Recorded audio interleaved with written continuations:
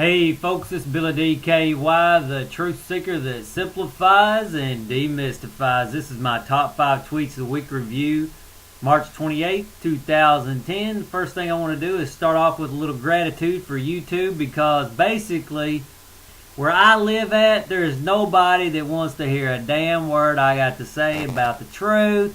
They're stuck on stupid with this Bible and Jesus and all that crap, which obviously don't lead to nothing but wars and strife and arrogance. So, without YouTube, I'd be basically stuck here with nobody to talk to, nobody to communicate with. Because, well, I'm not saying nobody, but pretty much it would limit to me to a person or two here or there. Where with YouTube, I basically can talk to people all over the world, and there's some people here and there that get it. So, I'd like to give a little gratitude to YouTube. Okay. I don't have a whole lot of tweets this week, but I do have several things. I'm just going to pick some random things I want to talk about. I went to and this sort of leads into the first thing. I went to a funeral and a wedding this week, and I'll be honest with you, I can't hardly stand to listen to preachers and priests.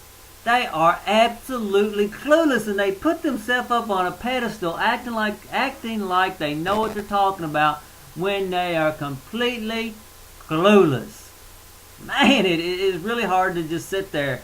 I wanted to get up a couple times in both of them and say something, but I didn't, obviously, because, don't want to make an ass out of myself. But then, and God made man, and he pulled a rib out of man and made Eve. No, man and woman are an inseparable unit that evolved together over billions of years since the Big Bang forward. And no, it's a bunch of bullshit. Man wasn't created first. Then you go into a funeral, wedding, you're gonna have social time with family and stuff. And I was thinking about, the ACT in life. Somebody makes a 36 on the ACT, perfect score. But what does the ACT really test you on? Does it test you on how good you're gonna live your life? Absolutely not. Does it talk about, what is the ACT? I haven't taken it. It's been a long time since I took the ACT, but what does it teach you? Math skills, maybe some reasoning, maybe some science, maybe some English and that kind of stuff, and reading comprehension. Does that determine if you're going to have a good life? No. Those 9 principles I talk about, that's what determines if you're good. You're never going to see in the ACT, what's the right way to eat? What's the right way to live your life? What's the fundamental problems of life? How should you go about achieving long-term success? None of that stuff is on there. I'm not saying it doesn't measure talent, but it does not measure how good your life is going to be. Those 9 principles, how you follow those 9 principles determines how your life is going to be. And the 9 principles is the first link in the information section if you're new to this. We're always testing it's just like, this week I'm just like, I don't even know why I'm here on this earth. It's just like, I do, but I'm just saying, I feel so distant from everybody, almost. Well, not every single body, but a lot of people that just excuse my language, just fucking stupid. Just stuck on stupid, and they ain't gonna be moved from stupid. God. Alright, next tweet.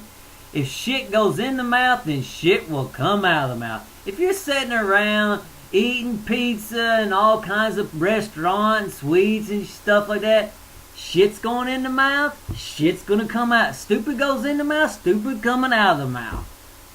You put these kind of foods in your mouth and you eat these just like it's made. Well, obviously take the peeling off. Don't be ignorant.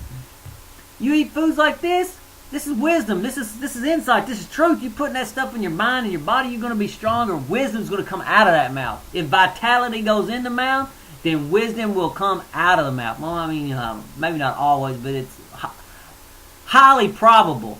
Stuff like that. Look at it. It's healthy. It's vibrant. It's got an integrity. It's got fiber. It's ridiculous, really. Okay, and this I talked about last week. It's sort of my first understanding of it.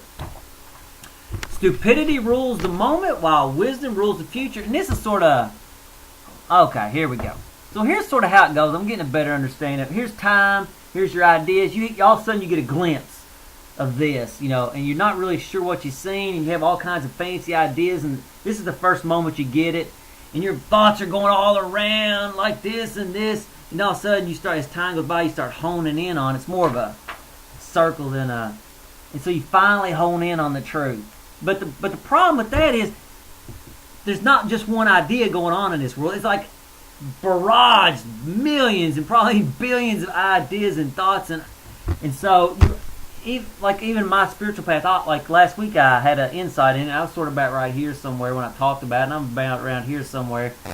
But there's also new ideas being created all along all this time too. So it's like there's always a cylinder of ignorance going on with the truth running through it. So I mean, it took me 9 years to hone, or 8 years, a little over 8 years to hone in on FWG, following the way of growth and those 9 principles, and so, and it's still, and right now it's still developing. So I want to talk about that again. Next tweet. Character is the first thing to create genuine contentment in a person's life, and it's the last thing sought.